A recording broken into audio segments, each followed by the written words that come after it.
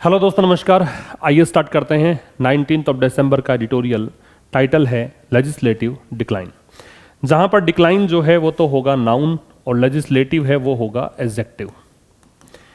Decline noun है तो मान के चलिए कि नाउन के पहले जो मॉडिफायर आता है वो एडजेक्टिव होता है, और जिन वर्ड्स के एंड में IVE आप देखते हैं उन्हें हम जनरली एडजेक्टिव्स मान लेते हैं। जनरली अगर IVE एंडिंग वर्ड कहीं मिल जाए तो उसको आप एडजेक्टिव कह सकते हैं।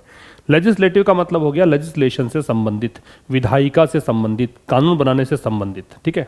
और डिक्लाइन का मतलब है पतन, गिरावट, डिटीरियोरेशन, एक प्रकार से बैक स्लाइडिंग कह सकते हो, आगे आएगा वर्ड।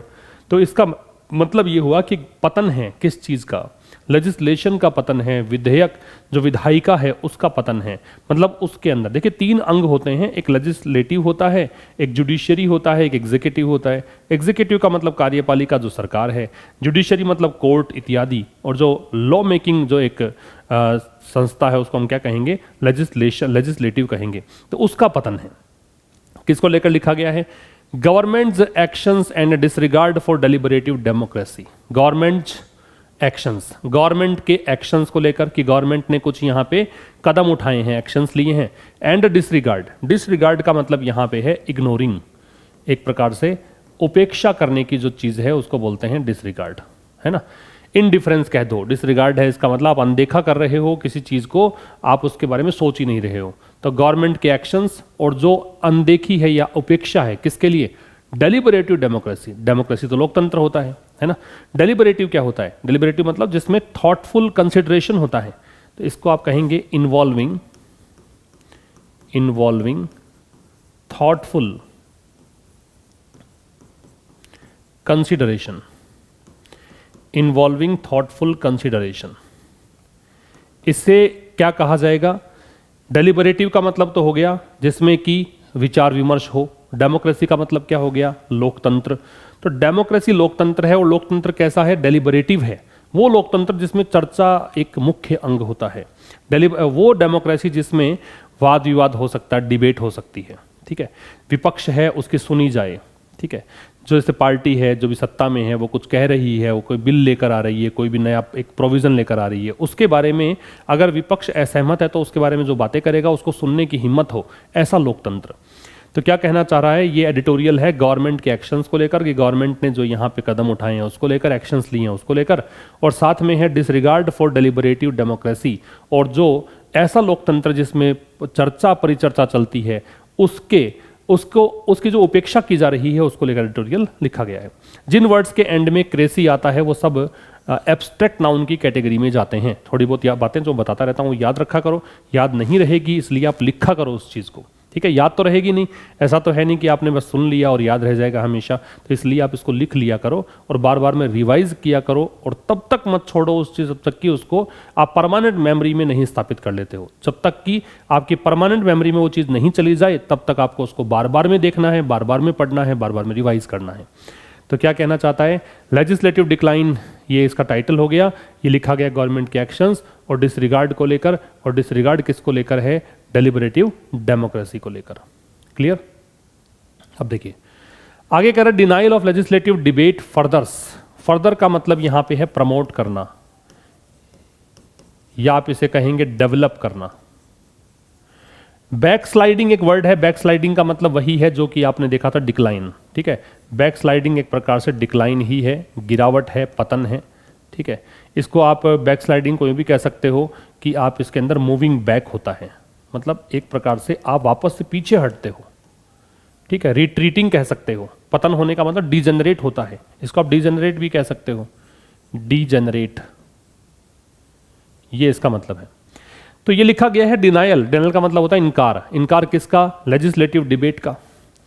डिबेट नाउन है और ये इसका एडजेक्टिव हो गया लेजिस्लेटिव, और ये आपका प्रेपोजिशन हो गया, और डिनायल है वो यहाँ पे नाउन है। डिनायल किसका? लेजिस्लेटिव डिबेट का। मतलब जो वैधानिक स्तर पर जो चर्चा परिचर्चा होती है, जो वाद विवाद होता है, उसका इनकार अगर आप उसको नहीं होने दोगे तो वो क्या करेगा? ये डिनाइल की वर्ब फर्दर। ऐसे से पता लगा डिनाइल यहाँ पे नाउन है क्योंकि ये सब्जेक्ट है, और सब्जेक्ट किसी भी सेंटेंस का नाउन या प्रोनाउन ही हो सकता है। ये प्रोनाउन नहीं है, इतना तो आप कंफर्म होंगे, तो इसलिए ये नाउन है। तो ये डिनाइल जो है वो फर्दर करता है, मतलब प्रमोट करता है, बढ़ाता है किस चीज़ को, डेमोक्रेटिक बैकस्लाइडिंग इन इंडिया, कि भारत का लोकतांत्रिक पतन हो रहा है, इस चीज़ को ये आगे बढ़ाता है। अब हम पढ़ेंगे इसको विस्तार से। बताना चाहूँगा कि आपको जो मैं पढ़ा रहा हूँ उसका PDF और वर्ड लिस्ट, जो भी डिफ़िकल्ट वर्ड्स हैं वो सब आपको मिल जाते हैं टेलीग्राम चैनल आशीष क्लासेस से। तो वहाँ पे आप यहाँ ये कलेक्ट कर सकते हैं अर्ली इन द मॉर्निंग। इसको आपको मिल जाती चीज़ें, ताकि आप इसको एक बार पहले से खुद से रीड कर लें। उसके बाद जब ये सेशन 5 बजे आप देखते हो यूट्यूब पर, तो आप उसको ये देख पाएँ कि हाँ, मैंने जो पढ़ा था वो इस तरीके से पढ़ा था, अब मैं जो पढ़ रहा हूँ उसमें कुछ सर अलग बता रहे हैं। तो इन चीज़ों को टैली करते रहा करो, यही एक प्रोसेस है अच्छे से एडिटोरियल पढ़ने का। और यकीन मानिए, एडिटोरियल अगर आप लगातार पढ़ रहे हो और रिवाइज कर रहे हो चीज़ों को, चीज़ें नई नई सीख रहे हो, उनको अप्लाई करना सीख रहे हो, तो अंग्रेजी में कुछ अलग पढ़ने की आवश्यकता पड़ेगी नहीं आपको, ठीक है ना। तो आगे बढ़ते हैं। आगे क्या रखा है कि both the security breach, breach का मतलब होता है उल्लंघन, ब्रीच का मतलब होता है वायलेशन, VIOLATION, वायलेशन। बोथ, दोनों चीज़ें, बोथ के साथ एंड आएगा आगे, ये देखो ये रहा एंड। तो एक चीज़ तो यहाँ तक है, क्या चीज़ है वो यहाँ तक, वो है सिक्योरिटी ब्रीच की सुरक्षा, यहाँ पे सुरक्षा घेरा टूटा था पार्लियामेंट का। अच्छा, पार्लियामेंट से पहले आर्टिकल लगता नहीं है जब तक कि ये स्पेसिफिक नहीं दे रखी हो, जब तक कि ये नहीं दे रखा हो कि पार्लियामेंट है कहाँ की। अगर स्पेसिफिक दे रखा है तो दे लगता है, वरना पार्लियामेंट से पहले कोई भी आर्टिकल आपको प्लेस नहीं करना है। तो क्या कह रहा है, security breach in parliament last week, पिछले सप्ताह। फीचरिंग, फीचरिंग का मतलब इन्वॉल्विंग कह सकते हो, प्रेजेंटिंग कह सकते हो, इसको आप प्रेजेंट कह सकते हो।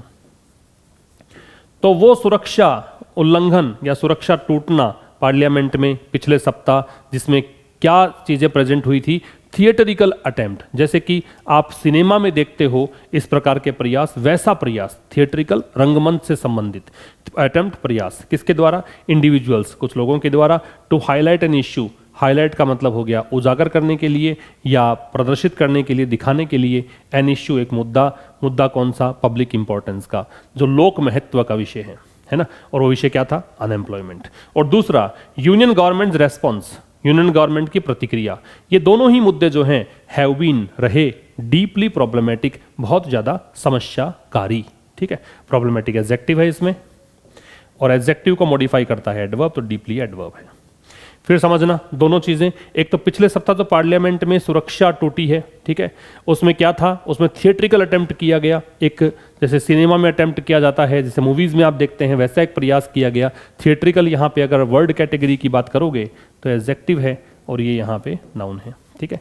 एक थिएट्रिकल अटेम्प्ट किसके द्वारा, ये इंडिविजुअल्स के द्वारा। बाई यहाँ प्रेपोजिशन है, इंडिविजुअल्स यहाँ पे इसका ऑब्जेक्ट है, नाउन है, ठीक है। प्रेपोजिशन का ऑब्जेक्ट भी होता है, याद रखें, प्रेपोजिशन बगैर ऑब्जेक्ट के नहीं आता है, ये पता होगा आपको। तो सिक्योरिटी ब्रीच एक तरफ, तो जो एक थिएट्रिकल प्रयास के द्वारा की गई, इंडिविजुअल्स के द्वारा, किस लिए की गई, टू के साथ हाईलाइट दिया। जब टू के साथ बेस फॉर्म आती है, इन्फिनिटिव ये बनाता है, ये बताता है पर्पस क्या है, उद्देश्य क्या है। तो उद्देश्य क्या था इनका, सिक्योरिटी ब्रीच करने का, हाईलाइट करना, मुद्दे को हाईलाइट करना। मुद्दा कौन सा, पब्लिक इंपॉर्टेंस का, क्या था, बेरोजगारी, ठीक है। कुछ लोग घुस आए थे पार्लियामेंट में और उन्होंने कहा था कि हम इसलिए आ गए क्योंकि हमें बेरोजगारी वाला जो मुद्दा है, चूंकि तुम्हारे कान पे जूं तक नहीं रेंगती, इसलिए हम लोगों को अंदर विवश होकर आना पड़ा। दूसरी तरफ यूनियन गवर्नमेंट का रेस्पॉन्स, दोनों ही क्या रहे, डीपली प्रॉब्लमेटिक रहे, बहुत ज्यादा समस्याकारी रहे। इसका स्क्रीनशॉट आप ले सकते हैं। आगे कह रहा है द गवर्नमेंट स्टाइमिंग, स्टाइमी जो वर्ड होती है ना, ये वर्ब है, इसका मतलब होता है हैम्पर करना, या इसका मतलब होता है हिंडर करना, या इसका मतलब होता है ऑब्स्ट्रैक्ट करना, इम्पीड करना, है ना, रुकावट डालना, ये सब इसके मतलब होते हैं।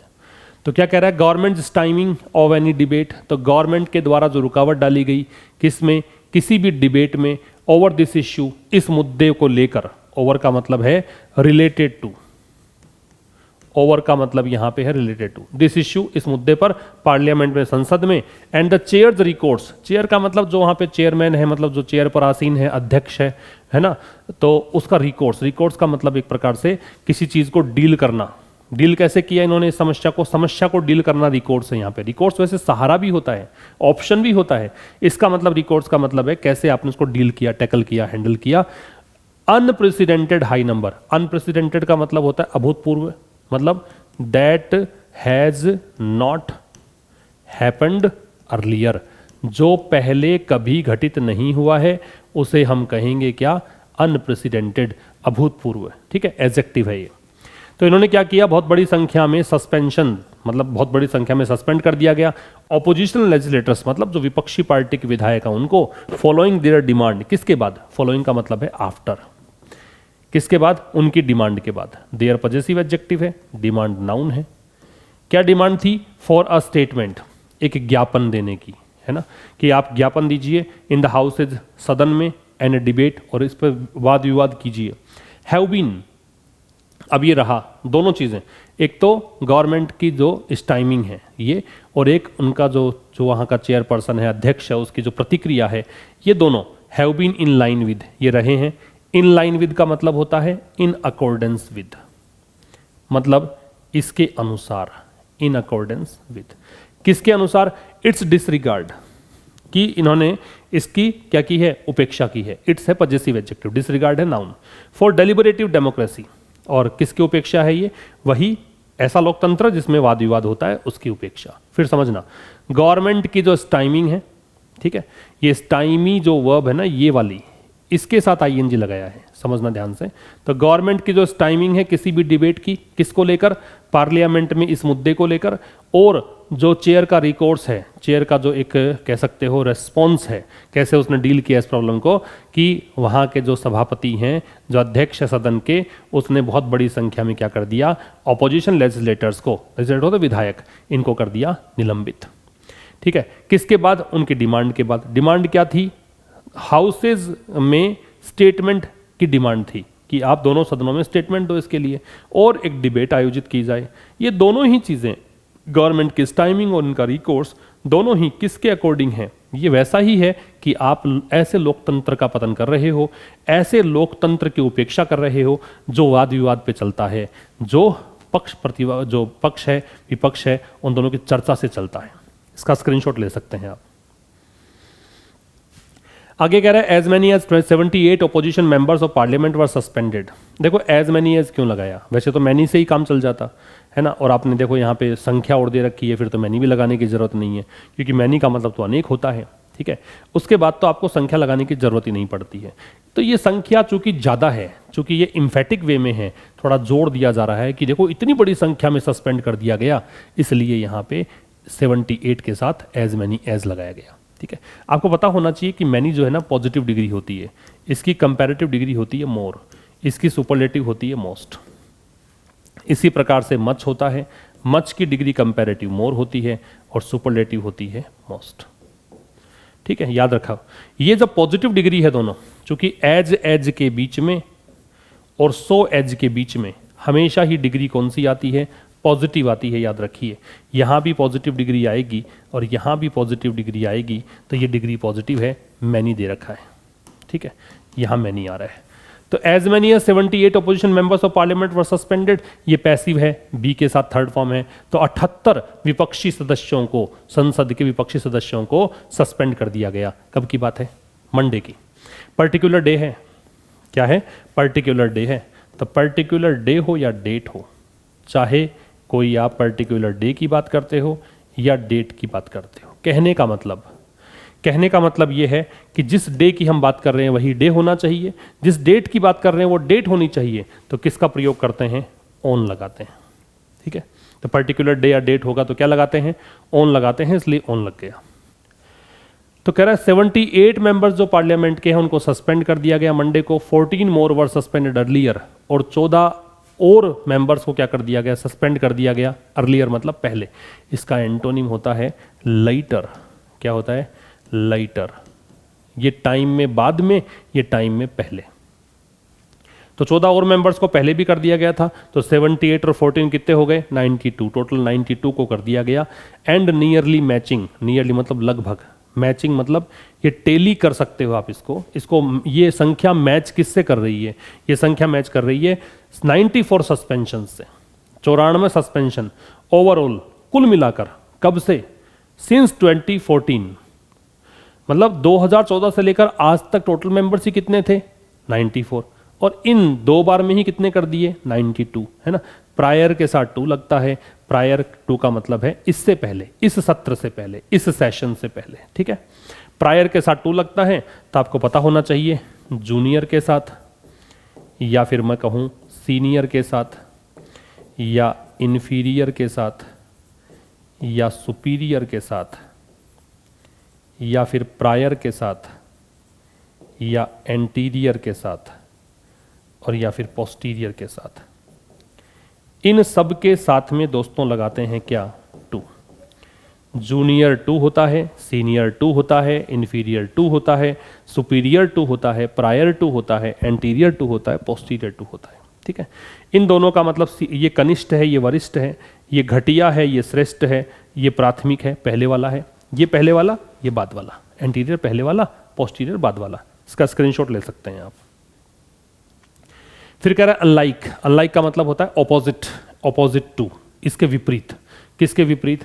इन द 2 लोकसभाज 2004 से 2014 तक जो 2 लोकसभा रही, इसके विपरीत when even ruling party legislators, इस समय हुआ क्या था? व्हेन किसके लिए आ रहा है? इस समय के लिए, इन 10 सालों में, जब यहां तक कि, इवन जोड़ देने के लिए आता है, एडवर्ब है ना, ये जोड़ देने के लिए काम आता है, यहां तक कि रूलिंग पार्टी लेजिस्लेटर्स, जो सत्ताधारी पार्टी है उसके जो विधायक हैं, इंक्लूडिंग रिबेल्स, जिसमें बागी विधायक भी शामिल हैं। रिबेल्स का मतलब है बागी, ठीक है।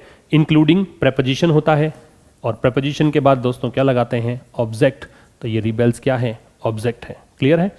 तो कह रहा है कि 2 लोकसभाएं 2004 से 2014 तक, इसके विपरीत जब यहां तक कि रूलिंग पार्टी लेजिस्लेटर्स, जिसमें रिबेल्स भी शामिल हैं, वर सस्पेंडेड, इनको सस्पेंड किया गया। किसके लिए? अनरूलीनेस। ये होता है state of being not able to control, ये होता है नॉट एबल टू कंट्रोल। उद्दंड कह सकते हो हिंदी में। क्या कह सकते हो? उद्दंड। कोई शरारती बच्चा जैसे होता है जिसको नियंत्रित करना मुश्किल होता है, काबू करना मुश्किल होता है, वैसे ही कुछ लोग जो काबू करने मुश्किल होते हैं उसको बोलते हैं अनरूली। अनरूलीनेस उद्दंडता हो जाएगा। क्या हो जाएगा? उद्दंडता। ये नाउन है, उद्दंडता। तो कह रहा है इनको सस्पेंड किया गया उद्दंडता के लिए। Only opposition members have been subject. अब की बार इसके विपरीत, पिछली बार तो ये हुआ था कि रूलिंग पार्टी के सदस्यों को भी क्या किया गया था? निलंबित किया गया। लेकिन इस बार क्या हुआ है? केवल विपक्षी पार्टी के सदस्य ही प्रभावित हुए हैं। Have been subject. सब्जेक्ट जो है इसका मतलब है affected, likely to be affected, ठीक है। तो ये प्रभावित हुए हैं सस्पेंशन से, विच इंक्लूड्स, जिसमें शामिल हैं those for far less severe offences since 2014। Those है ना, इसमें वो भी शामिल हैं for far less severe offence. Severe का मतलब गंभीर, ऑफेंस का मतलब अपराध, क्राइम, जिसका अपराध की अगर देखें गंभीरता तो बहुत कम थी 2014 से लेकर अब तक, जिनको निलंबित किया गया है। अब की बार कंपेयर करोगे तो इनमें तो अपराध भी इतना नहीं था, इनको निलंबित कर दिया गया है। फिर समझिए, 2 लोकसभाएं 2004 से 14 तक। इसके विपरीत जब रूलिंग पार्टी लेजिस्लेटर्स, इसमें बागी विधायक भी शामिल थे, इनको, ये वर सस्पेंडेड पैसिव है, पास्ट इंडेफिनिट का पैसिव है, लेजिस्लेटर्स की वर्ब दे रखी है, इनको सस्पेंड किया गया था उद्दंडता के लिए, ठीक है। तो केवल अपोजिशन मेंबर्स यहाँ पे इस बार, मतलब उसके विपरीत इस बार क्या हुआ है? इस बार केवल अपोजिशन मेंबर्स ही प्रभावित रहे हैं सस्पेंशन से, ठीक है। जिसमें शामिल हैं वो लोग भी, वो चीज़ें भी शामिल हैं जो कि फार लेस डिग्री कंपैरेटिव है, और फार लगता है कंपैरेटिव डिग्री से पहले तो उसको इंटेंसिफाई करता है और भी ज़्यादा, जैसे फार बेटर, और भी अच्छा, फार वर्स, बहुत ज़्यादा बदतर, तो बहुत ज़्यादा कम है गंभीर अपराध। कब से? 2014 से। तो ये था दोस्तों आज के इस एडिटोरियल में। मिलेंगे अब कल एक नए सेशन के साथ। लाइक और शेयर करना मत भूला करो, बगैर बोले लाइक और शेयर जारी रखें। कल मुलाकात होगी ठीक शाम 5 बजे। तब तक के लिए नमस्कार। Thank you very much.